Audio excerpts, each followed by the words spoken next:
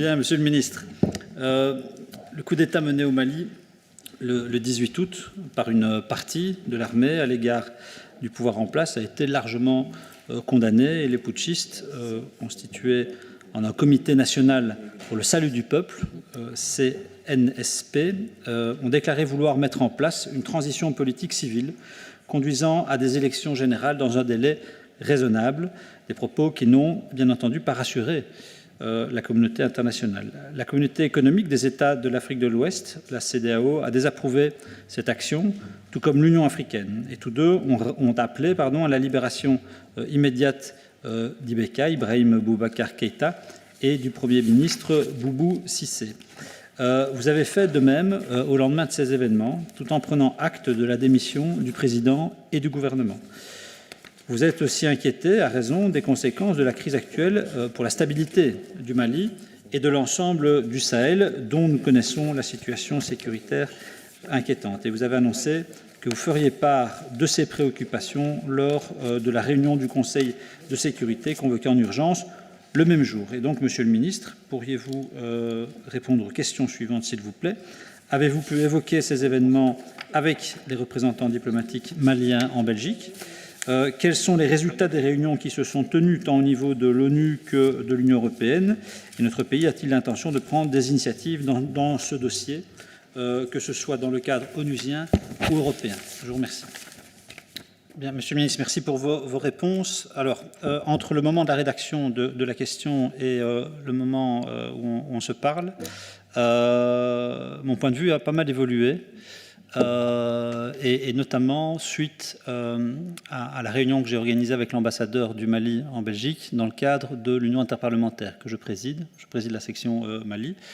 Et puis par ailleurs, les acteurs de la transition ont pris des décisions hier et aujourd'hui et se sont engagés sur une charte de transition fixant le délai avant les élections à 18 mois.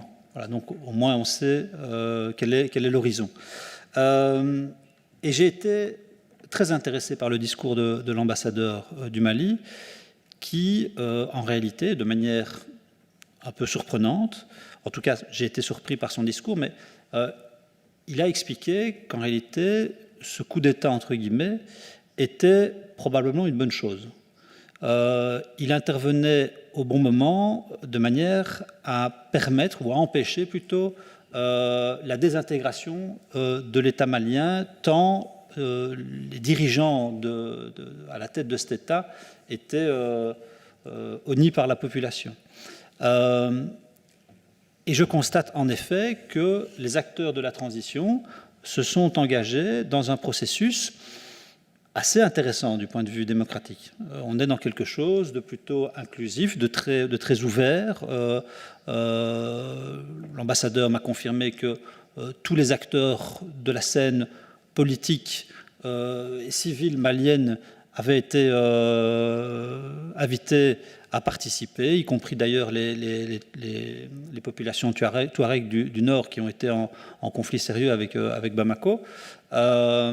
Et donc, il y a quelque chose d'assez intéressant qui se passe d'un point de vue démocratique. Maintenant, tout ça est très fragile. Et donc, il faut être attentif, à mon avis, à la réponse que va apporter ou que va continuer à apporter la communauté internationale à ce qui est en train de se passer. Je crois qu'il ne faut pas s'enfermer. C'est vrai qu'il y a une rupture de l'ordre constitutionnel qui en soi n'est pas acceptable, mais je crois qu'il faudra faire preuve de pragmatisme pour accompagner la transition de manière utile.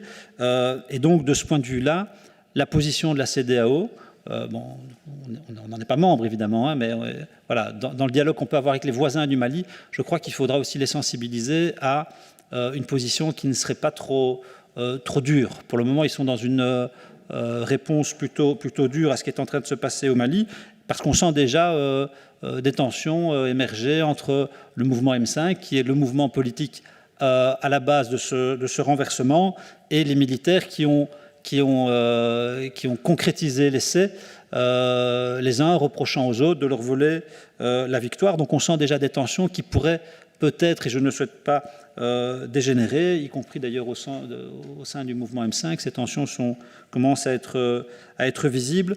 Donc, vraiment, mon point de vue et mon analyse de cette crise ont vraiment évolué, et je vous invite à prendre contact avec l'ambassadeur du Mali pour échanger avec lui, ce qui permettrait peut-être de positionner la Belgique de manière intelligente et pragmatique sur ce dossier, qui est, on n'a pas besoin de le rappeler, hyper important, notamment du point de vue sécuritaire. Mais le Benelux a financé le travail d'une commission d'enquête internationale indépendante sur les exactions commises notamment par l'armée malienne. Et les conclusions de ce rapport, qui étaient prévues d'ailleurs dans l'accord d'Alger de 2015, auraient été remises en juin de cette année. Je ne sais pas si vous en avez connaissance, et si c'est le cas, auriez-vous la possibilité de nous transmettre les conclusions de ce rapport, qui m'intéresse particulièrement en tant que président de la section Mali de l'UIP? Ce sera fait.